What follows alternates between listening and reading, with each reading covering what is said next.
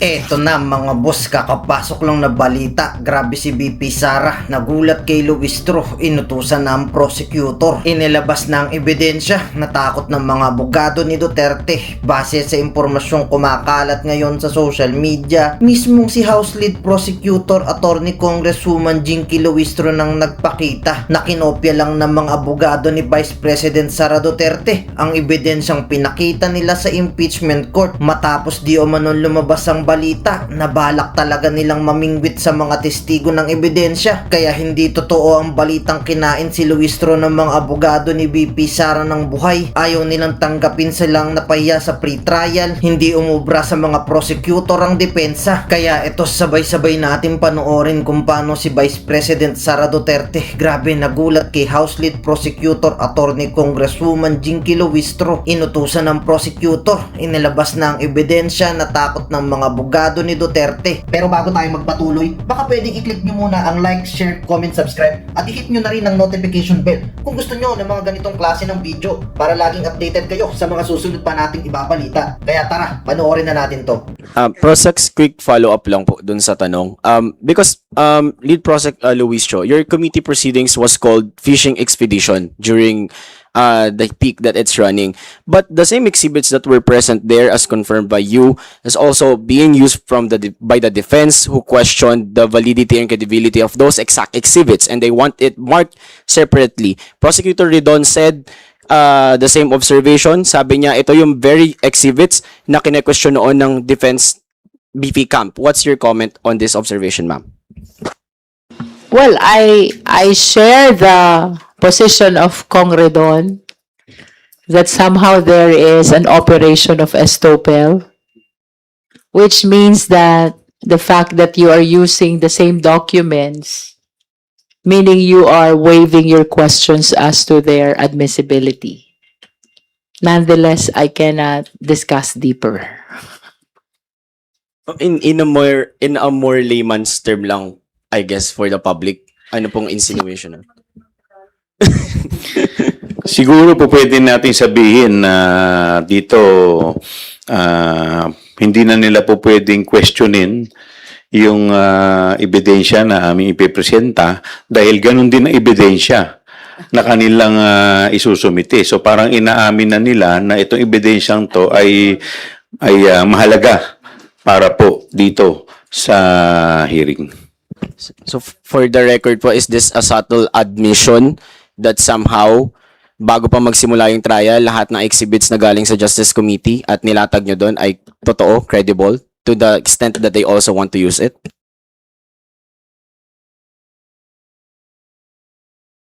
Depende yan kung paano nila gagamitin. Baka mamaya gagamitin nila para i-discredit yung ebidensya. So, tingnan natin kung paano nila gagamitin yung ebidensya. Last on my part na lang po, ito pong hindi pagpayag ng defense team na markahan po yung pong pare-pareho nyo pong exhibits and witnesses. Do you think this is an attempt to delay po the process? I do not want to speculate, no? Basta ang kaya ko lang i-share sa inyo, possible na one document, two markings. It's happening in the court, no? But of course, it is within the prerogative also of the defense if they want to have their own documents marked, separate from the documents of the prosecution, notwithstanding the fact that they are exactly the same. So, bakit po kaya? Marian, your turn. Kong, bakit po kaya ganun sa tingin ninyo yung ginagawa ng defense na gusto nila may separate marking pa when in fact, parehong documents lang naman? Nagbigay po sila ng dahilan. Nagbigay sila ng dahilan bakit ganun. Well, that is their prerogative. Pero kagaya nga po ng binanggit ng ating chair na ayaw naman po namin na mag-speculate kung ano po ang kanilang dahilan. Chair, you mentioned earlier yung possibility po ng pag-open ng BIR box at the soonest possible time. Are we looking at parang pag-open pa lang po, pag-convene ulit ng impeachment court, matakal na sana po, pati itong box? It depends on the impeachment court because I believe that this is significant also to be considered for the purpose of supporting or determining the veracity of the allegation of the unexplained wealth, amassing unexplained wealth, non-disclosure in the SALN, and non-divestment of other transactions and undertaking, no? As a matter of fact, we would have wanted it open during the proceeding of the Justice Committee, except that we expressed also our apprehensions about the possibility of violating some provisions of law, particularly the National Internal Revenue Code, which was cited by Commissioner Charlie Mendoza when he testified in the Justice Committee. So even if pangdulo pa po yung ating unexplained wealth article na itatakal. Yung sa amin, no, we wish to express our position about the BIR box. If we will really decide to file the necessary manifestation on this, we will be submitting to the impeachment court kung ano man magiging resolution nila on the matter. Ma'am, si Attorney Michael Powa, in an interview, sinabi po niya na for them, para po sa kanila, yung importante po na sana, pag-convene po ng impeachment court, mapag-usapan na, magkaroon na po nung, kumbaga, resolution doon sa 2/3 threshold. Sabi po niya, that will be part of the ground rules. Dapat daw alam na agad ng depensa kung ano ang magiging threshold dahil wala pa namang categorical nga na sinasabi yung Senate right now.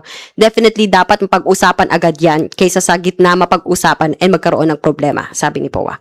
Do you share the same sentiment? Well, we are agreeable to that, no? At least in as far as I am concerned. We're agreeable to that so that both parties will be guided as we present our respective evidence, and so that when we conclude the presentation of evidence, it is clear already not only with the impeachment court and the parties, but even to the sovereign Filipino people, the proper interpretation and application of the threshold provided in the Constitution. For the guidance of the viewing public, ang nakalagay po sa saligang batas is 2/3 of all the members of the Senate. Because of the change of leadership, when now SP was elected then as SP pro tempore, right? Biglang na-enlighten po tayo dito sa doktrina ng Avellino versus Cuenco, no? And that is why there are discussions now about the possibility of applying the same doctrine with respect to the interpretation of the threshold required for the purpose of conviction. So to your question, yes, I agree na mapag-usapan ito before the start of presentation of evidence. Last na lang po. Earlier sinabi na po ni Senator Panfilo Lacson na ang napipisil nila kung sakali lang daw po na maging presiding officer ay si Senator Chis Escudero. But yesterday po, sinabi ni Senator Robin Padilla na yung minority bloc po should oppose yung possible designation po ni Chis Escudero bilang presiding officer for the impeachment trial. Your thoughts po? Well, that is the prerogative of the impeachment court dahil sa kanila na meron naman po silang karapatan. Yung karapatan po nila na mag-promulgate ng kanilang rules. And that is part of the rules. And I understand that during the last session, they amended the rules. And instead of the Senate President who will sit as a presiding officer, it will be upon the election of the members of the Senate. So, nasa kanila po lahat yung karapatan. All right. Right, we'll now recognize Gab. Hello po. Halos pare-pareho lang po yung tanong namin dun sa common evidence. Tanong ko na lang po, can you categorically state na this is the version of the pre-trial conference that is delaying, ito yung nagpapatagal sa proceedings po, sa step na ito sa proceedings? Because of the voluminous documents that the prosecution needs to be marked, no? My answer to you is yes. in this particular case, ang nagpapatagal ng PTC is the marking of voluminous exhibits. If you will remember, the comment to propose stipulation of facts, counter stipulations, list of witnesses, list of exhibits, even the trial dates, no? Submitted na lahat yan sa impeachment court. Ang natitira na lang ay ang marking of exhibits. And to the question, ano nagpapatagal ng PTC? Yes, it is the marking of exhibits that is prolonging the pre-trial conference. Specifically, the common evidence po. Not only the common evidence, but the totality of evidence that needs to be marked, no? Remember that a huge number of documentary exhibits of the prosecution is listed as well in the list of evidence of the defense, no? So, I presume that kung gaano kadami yung ebidensya ng prosecution, most likely as to documentary exhibits, ganun na rin karami yung sa defense. Ma'am, sir, may dadagdag po kayo kung Joel or okay na po? Kasi hindi naman yan kasi normal na pagka pinresenta mo yung ebidensya, ay marka na lang na marka. Hindi po ganyan yan. So normally po yan, pag may ebidensya na pinipresenta, halimbawa may dokumento po, ikukumpara pa yan, titignan pa yan ng kabila at magbibigay sila ng komento. Pagkatapos po niyan, pipirmahan pa nung ano. Pag nag-agree na po, pipirmahan pa po yan nung kung sino man yung yes. May mga tao pa pong pipirma dyan. So, could you imagine kung 4,000 dokumento sa amin pa lamang? Dadaan po sa lahat ng prosesong ganyan. Kaya ganyan po talaga yung nangyayari. Ma'am, sir, can you estimate up to what extent bibilis sana yung proseso kung sakaling pumayag yung defense panel na yung common evidence sabay nang i-verify? Or sabay nang i-mark? Well, for the common evidence, it will be half the time, which will be dedicated to the common exhibits for separate marking, no? Kasi ang nangyari doon, separate yung presentation and marking for the prosecution, papakita kay defense, patatatakan sa impeachment court, pepermahan ng prosecution, defense at saka ng impeachment court. So yung prosesong yun, uulitin mo uli pagdating dun sa defense, notwithstanding the fact that you are talking about exactly the same document, no? So na-double yung time. So if they will agree na isang document lang, ibig sabihin isang examination lang, no? Isang permahan lang. So that will be, as to the time which will be spent, it will be diminished by half the time which is actually being spent when marking common exhibit but separate documents. Final question po. Yung mga propose nyo po kasi na paraan para magkaroon ng extra na matapos yung pre-trial conference, which is yung additional lawyers po or teams from the defense or the additional days for the pre-trial, parang medyo hanging on variables po siya Depende po siya kung mag-agree yung mga parties na iba. Kung hindi po mag-agree yung sa dalawang proposal na ito, ano pa po yung nakahandang or meron pa po bang naiisip yung prosecution na possible na paraan para ma-expedite yung process?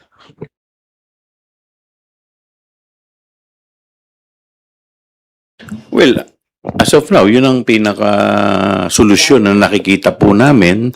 Unless, of course, meron pang maisasuggest ang defense at saka ang impeachment court. So, yun naman po ay aming proposal unless, siyempre, may mas maganda silang proposal. All right. Next question.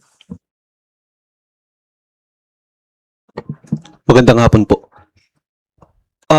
Ma'am, does the prosecution panel find the marking of the evidence stage taking longer than usual or taking longer than what the team expected? Well, we anticipated this because Of course, we are aware how voluminous our documents are, no? It's just when we realize that the documents of the defense is similar, that's when we realize that the time to be consumed for the marking will be doubled.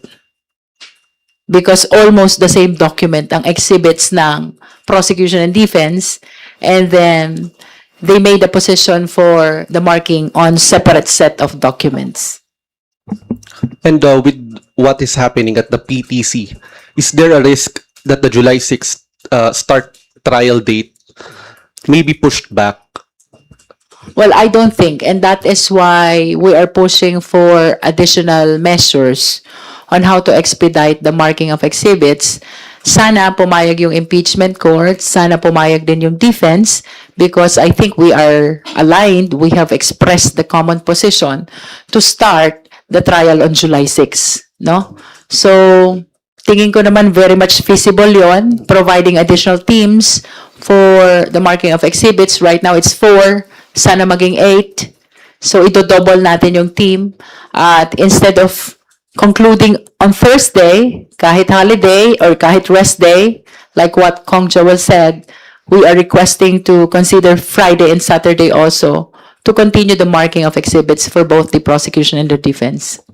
And kung sakaling hindi ma-resolve itong concerns nga over the scheduling and the marking of the evidence, may risk po ba na madedelay yung start ng May next week pa, so I don't think that it will compromise the start of trial on July 6, no? As I have shared earlier, ang importante lang, ma-issue yung pre-trial order before July 6.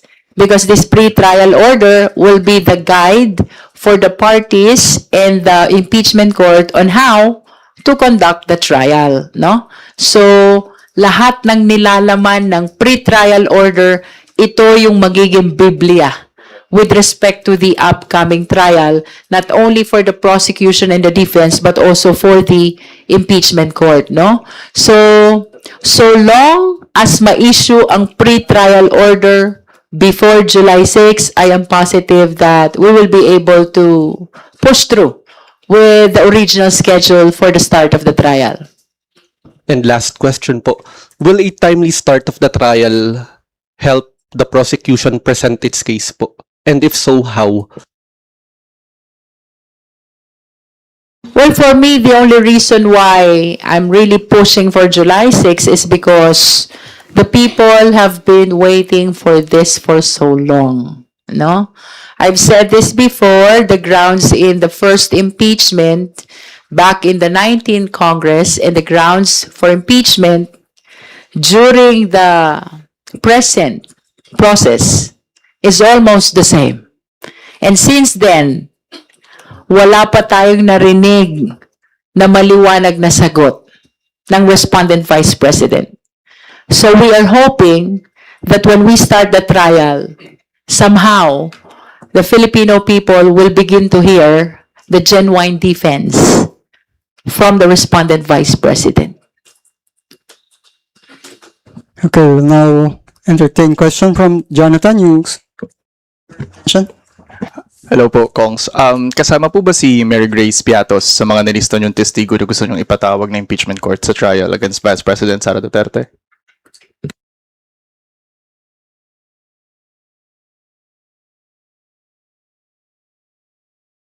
Hindi po yata kami allowed na sagutin yan.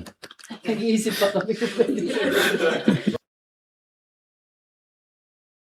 Kahit yun. Well, I hope you understand because there is certain parameters that were laid by the Senate rules that we are not allowed to discuss the merits of the case. Kaya pasensya na po kayo kung bakit medyo limitado lamang ang aming mga pupwedeng sagutin. Pero makikita po ba yung ng publiko yung pre-trial brief ninyo?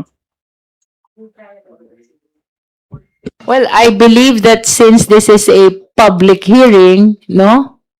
I wish to believe that the pre-trial order to be issued by the impeachment court will be shared to the public. no? Pero mas okay na sa kanila na lang manggaling kesa sa amin. Thank you po. Wait lang po. Pwede pa sundot lang. Yes or no na lang po. Meron po bang kayong witness na magko-corroborate daw po nung testimonya ni Ramil Madriaga? So, as we all know, ongoing ang ating marking of exhibits. And as a matter of fact, we are on day 3. I wish to share that indeed the documents for confidential fund is really voluminous. As a matter of fact, the prosecutors have expressed their uncertainties as to whether the marking will be finished by Thursday.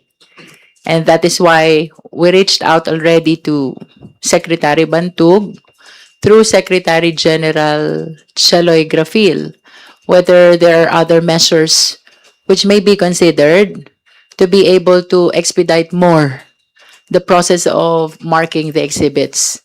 We understand that the position of the prosecution is to push through with the original timeline, which is likewise pronounced by Section Bantug during our PTC, and that is on July 6.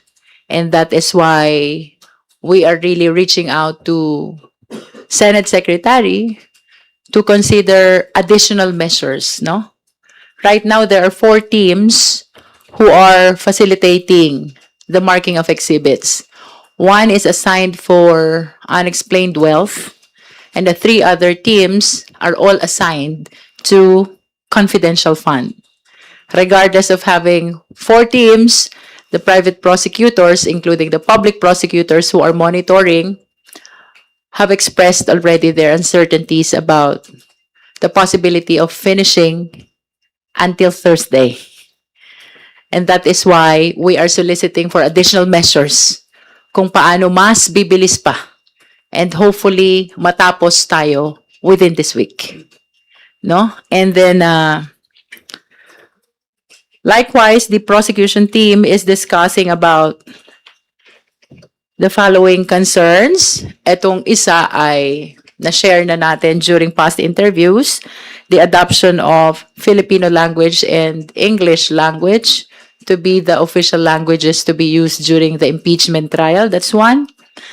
Second is we are considering, we are still discussing, we're still considering about the possible adoption of the rule on disclosure of witnesses at least 3 days before their presentation, no? We are also discussing on the possible participation of public and private prosecutor in the presentation of a witness. That means that the public and the private will participate in the presentation and conclusion of the testimony of one witness. And our BIR box, we are discussing the same as well about the possibility of opening it, of course, with the permission of the impeachment court at the soonest possible time. So that would be all for the opening statement. You can raise your questions to Kong Joel. All right. First question from Vivian Hingulio. Good afternoon, Kongs. Dito po sa na-mention ninyo na you're reaching out to the Senate Secretary kung paano po mapapabilis pa itong marking of evidence. Ano po yung mga proposed measures ng House? At nakausap nyo na rin po ba yung defense about this? Well, unang-una, we are contemplating on adding more teams and additional dates. So, alam namin na Friday and Saturday walang pasok ang Senado, pero because of these voluminous documents, kinukonsider na rin namin na pati yung Friday tsaka Saturday, kung papayagan tayo, na magamit na rin. Nakausap nyo na po yung defense. Are they amenable to that measure? We haven't talked to the defense. We actually reached out to Sec Bantug through Secretary General Chaloy Grafil, no? So, we don't know kung anong status na nung communication na yon, but definitely we will be communicating with our SecGen as to whether the same has been relayed already and as to whether the same has been discussed already with the defense. Just to give you an idea how voluminous the exhibits for confidential fund, ha? Yung DEP's document evidencing payment for DepEd, it's 1,900 approximately, no?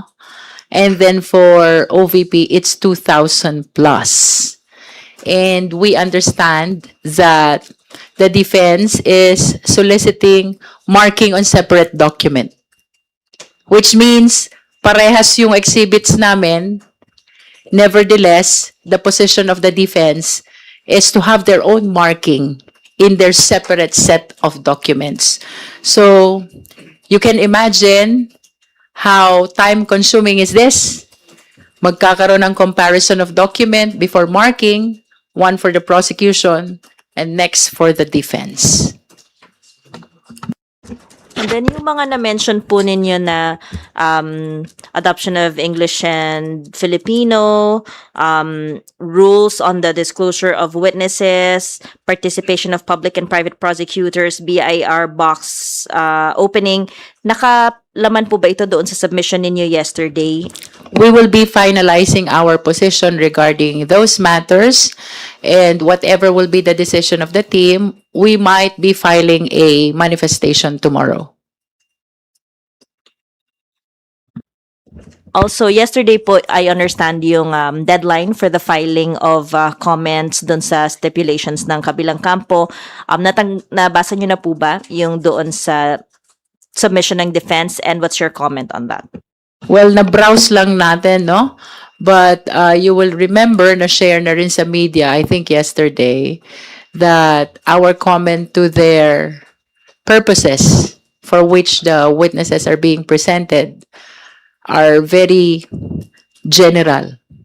And that is why we are asking for a more specific purpose for the witnesses' presentation. Next question, please. Good afternoon po, Congresswoman Luistro and Representative Chua. Ann Soberano po of Bombo Radio Philippines. Ma'am, sa day 3 po ng pre-trial conference, may mga procedural issues na po bang nalinaw o nananatiling pinagtatalunan pa ng defense and prosecution? Kung meron po, ano po ito? Wala naman po, marking pa lamang po, tuloy-tuloy pa lamang ang marking natin.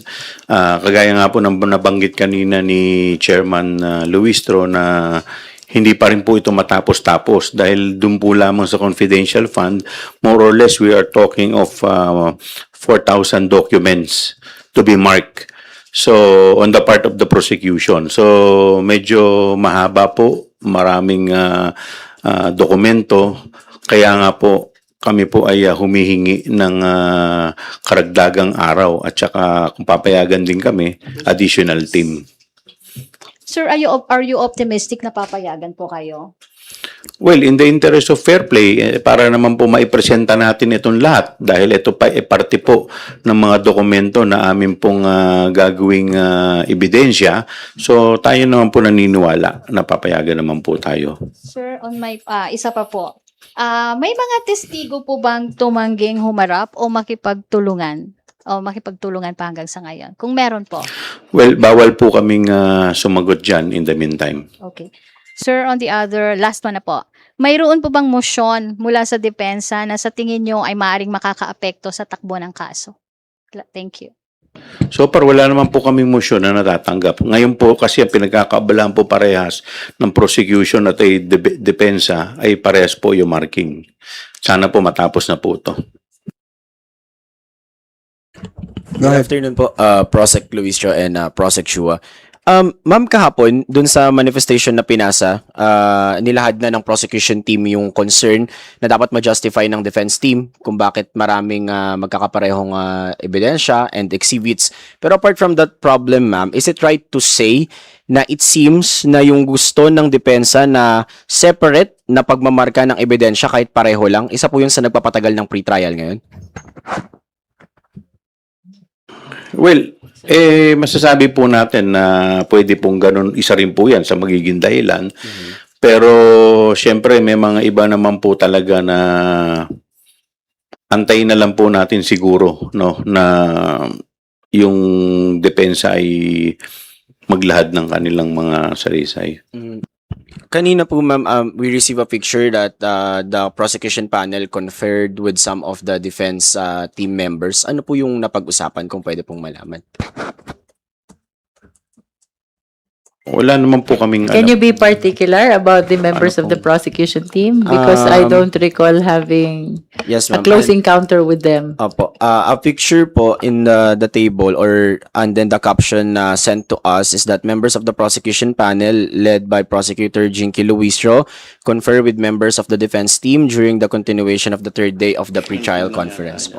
Well, that is the actual marking of exhibits, no? We were there, of course, because the private prosecutors are acting under the direct control and supervision of the public prosecutors. As a matter of fact, we make sure that there is always the presence of public prosecutor, so that when I left around noontime, I made sure that Congressman Terry Redon is there to watch over the marking until the conclusion in the afternoon. So yung nakita niyo pong picture, I am not actually conferring with the defense. We are witnessing the actual marking of exhibits, which is attended by the prosecution, the defense, and the impeachment court represented by the Senate officials. Thank you, ma'am. Last na lang po from my end. You mentioned po about the DEPs. Yun po bang sinumite rin ng NBI during the Justice Committee proceedings, yung mga may pirma po, confidential fund receipts, and as well as the others from the PSA? Kasama po ba yun sa voluminous documents na minamarkahan ngayon? Well, I can only confirm that the documents presented during the Justice Committee are included. We cannot go deeper than that. Thank you, ma'am. Leonesca, your turn.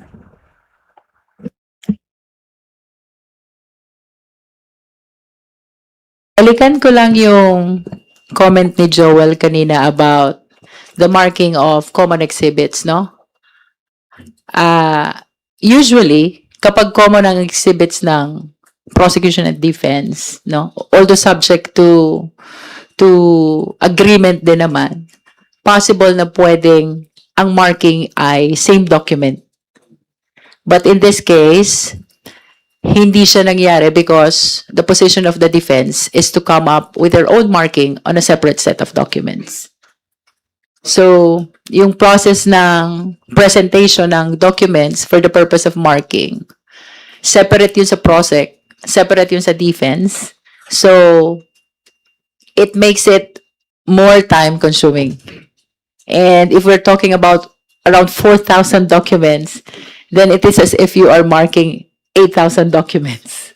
But of course, we understand that because it falls within their discretion to maintain that position, no? I just want to share that in a court proceeding, it is possible. Same document, it bears the marking of the prosecution and at the same time, the marking of the defense. Good afternoon, ma'am. Leonesca Panti, GMA News Online. Ma'am, kasi I understand kasama rin po yung stipulation sa pre-trial conference. Meron na po bang napag-agrihan ang prosecution and the defense? Of course, aside from yung very general lang na the vice president is the sitting vice president, kasama rin kasi yon. And she's from Davao, yung mga ganun. Pero any salient agreements po, meron po ba kayo na pagkasunduan with the defense in terms of stipulation of facts po? Thank you. Well, pasensya na po kayo dahil limited lang po ang pwede namin sabihin. Basta't lahat po ng mga agreements po namin ay sinumiti na po namin ito sa impeachment court. Pero sir, for the record, meron po kayong napag-agrihan, at least, with the defense? Meron naman po, pero hanggang doon lang po pwede namin sabihin. Opo. Saka sir, follow up dun sa asking the defense to specify the purpose of presenting the witnesses. Ang motion nyo po ba will be filed before the Senate Impeachment Court asking the Senate Impeachment Court to order the defense to specify the purpose. Ganun po ba yung mangyayari? Well, Paano it po is ba? beyond our power already to resolve that motion, no? It depends on the impeachment court on how they will appreciate the motion. But our concern merely is to make the purpose for each witness more specific. Ma'am, gaano po ba ka-importante na specific yung detalye sa pag-present ng isang witness for the public lang to understand na hindi pwedeng general lang na to dispute the allegations? Thank you.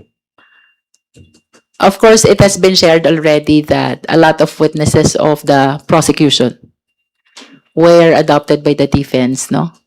So we would like to be enlightened for what purpose are they or will they be presented by the defense so that we will understand the nature of the testimony to be presented by the witnesses. It is possible that there is one witness, different purposes. And I think that will be best illustrated in this case.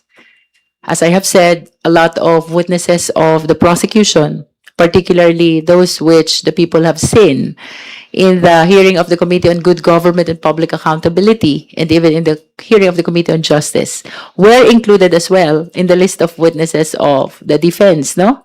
So we assume that they will be presented for a different purpose other than the purpose of the prosecution, and that's why we want to be enlightened. And besides, that is under the rule, to provide a short summary of the nature of the testimony which will be provided by each witness. Okay, Rosalie, your turn. Ay, Dun, we'll allow one more Sorry. follow-up. Related lang po doon. Kailangan nyo rin po ba nung specifics kasi it's very important for your cross-examination. Would that be correct? It's important for the entire presentation of that particular witness. Not only for cross, but even for direct, cross, redirect, and recross. Okay, Rosalie, your turn now. Good afternoon po. Rosalie Cos po of UNTV News. Kongs, tatanong lang po namin, you're asking for 4 more days para po sa pre-trial conference. Is that correct? So, ang hinihingi po namin hanggang Sabado sana. 4 days. So, kasi we understand na hanggang Wednesday lamang, hanggang Thursday lamang ang opisina ng Senado. So, sana mapagbigyan kami na pati Biyernes at saka Sabado ay maisama po nila. Alright. Since last week po until yesterday, confident po kayo na on track na mauumpisahan yung impeachment trial on July 6. Pero dahil po sa development na ito, are you still confident? Yes, we remain confident at umaasa naman kami na kung wala naman po magiging aberya, tuloy-tuloy lamang po ang marking ng ebidensya. But if the pre-trial conference will push until next week, will you still be on track? For example, if the Senate impeachment court will not hindi po nila pagbibigyan yung request nyo po na pati po Friday and Saturday ay extend ang pre-trial conference. What is important is for the pre-trial order to be issued before July 6, no? And it must be issued at the maximum 10 days after termination of pre-trial conference. It can be less than 10 days after termination, but the maximum should be 10 days after termination of PTC. Dapat meron ng pre-trial order, no? So, nevertheless, we are not entertaining that possibility. We are pushing for the termination of pre-trial conference this week, and that is why we have reached out to Secretary Bantug for 2 possible additional measures, yung nabanggit ni Kong Joel Chua. One is deploying additional teams for the marking of exhibits, perhaps from 4 going 8, and then providing additional days from including Friday and Saturday to be able to finish all the marking this week. Pero kung nabanggit nyo po kahapon, kulang po ang defense team sa tao po nila compared po dun sa prosecution panel. So, choice pa rin ba yun pagde-deploy ng additional teams kung kulang po yun pong inyo pong counterpart? So it will depend on the impeachment court. I hope that they will be able to confer and convince the defense team to provide additional lawyers to attend to the marking of exhibits, considering the possible additional measures which will be adopted by the impeachment court. All right, we'll now give the floor to Red Mendoza. Hi po, Kong. Good afternoon. Kong, may first question, Kong, kasi may lumabas na video si Attorney Bel Zamora about yung presentation nyo as prosecutors, and maraming nag-comment daw doon, sinasabi nila na saan daw nanggaling, sino nag-fund ng video na yon, and marami daw nagko-comment na bakit daw kailangan pa ng video ng prosecutors. What's your take po doon sa criticism na ba't kailangan pa ng magpakita ng video ang mga prosecutors doon or mag-introduce ang prosecutors through a video? Sino po nag-fund ng video na yon? Alam mo, maganda dito kasi sa nangyayari sa atin, dito sa impeachment, marami ang mga nagkukusa na mag-contribute in whatever way.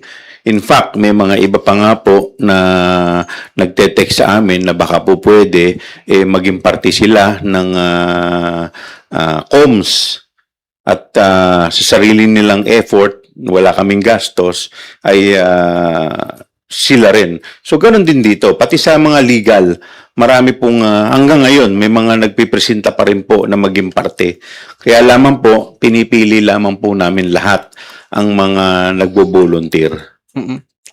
Pero kasi Kayo po, baka gusto niyo mag-volunteer din. Hindi po. Marami po kasi nagko-comment kasi na parang mas natatawa sila na bakit kailangan pang i-present nyo po yung sarili niyo sa prosecution or present nyo po sarili ninyo sa media dahil everyday naman po nagpapakita, nag-present ng statements po ang House prosecution while ang defense naman po ay sobrang tahimik because they're following the process or they're following their order. Alam po ninyo, hindi mo naman mapipigilan kung ano yung mga gustong i-contribute ng mga tao eh.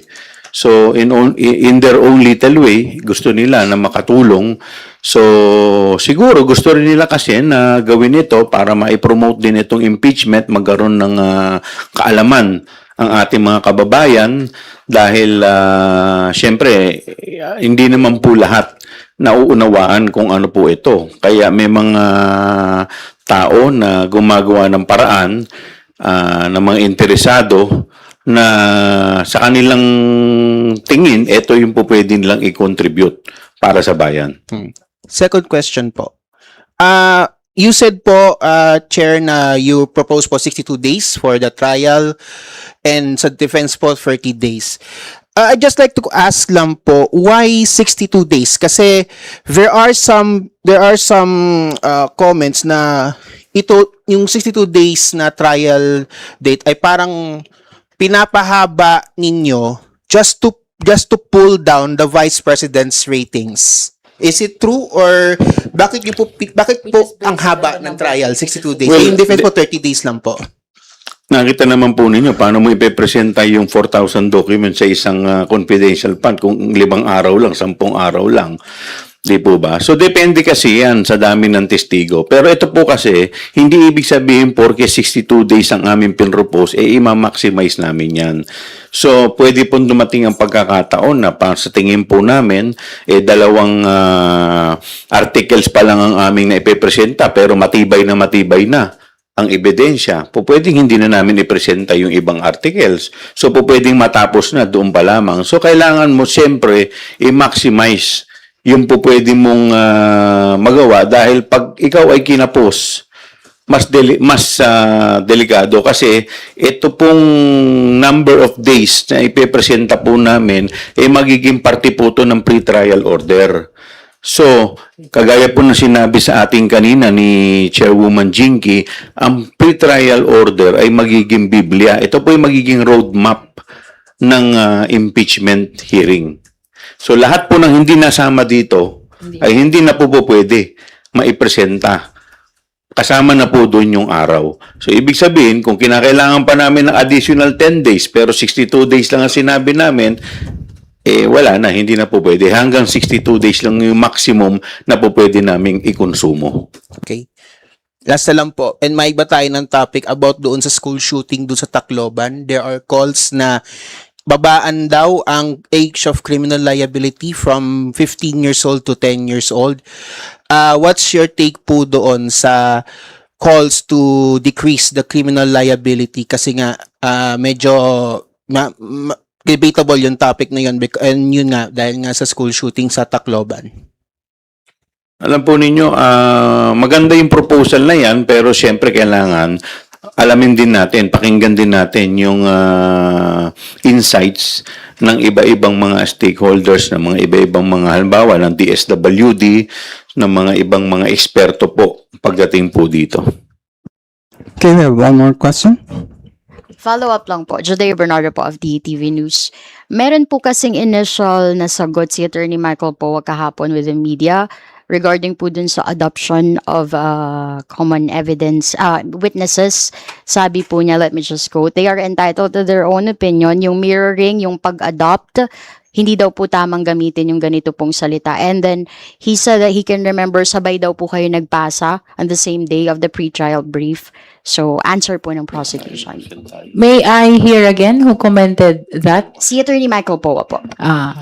Reason why we use the term adoption is because the witnesses and the documents have been presented as early as during the 19th Congress doon sa Inquiry in Aid of Legislation ng Committee on Good Government and Public Accountability, then presided by Congressman Joel Chua. Even the other evidence have been presented during the hearing, clarificatory hearing before the Justice Committee. So indeed, all these pieces of evidence have been publicized already. And that is why, to our understanding, our list of evidence were adopted by the defense. Nevertheless, we acknowledge that fact that they have their prerogative and judgment to choose what evidence to present in support of their defense. Paano po pag hindi po sila sumagot dito formally? How will this affect your process din po sa impeachment? What do you mean hindi sumagot formally? Doon po sa, di ba pinapaspecify po natin sa kanila yung common witnesses. If they don't... We have manifested that to the impeachment court and we submit to the discretion of the court as to whether they will order the defense or not in making more specific the purpose for the presentation of these witnesses. Okay, Jonathan, you have one last follow-up? I-rephrase ko lang yung question ko. At ganito na lang po. Do you expect to see Mary Grace Piatos sa impeachment trial?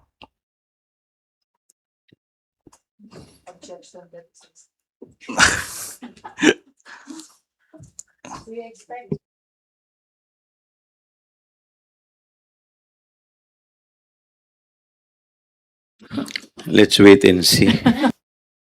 All right. If that's the last question, I think we will really have to wait and see. So, thank you to our prosecutors, leader Representative Luistro and Prosecutor Joel Chua. And salamat din sa ating mga kapatid sa media dahil kayo ang tumutulong para sa ating mga mamamayan na maintindihan ang napakahalagang prosesong ito.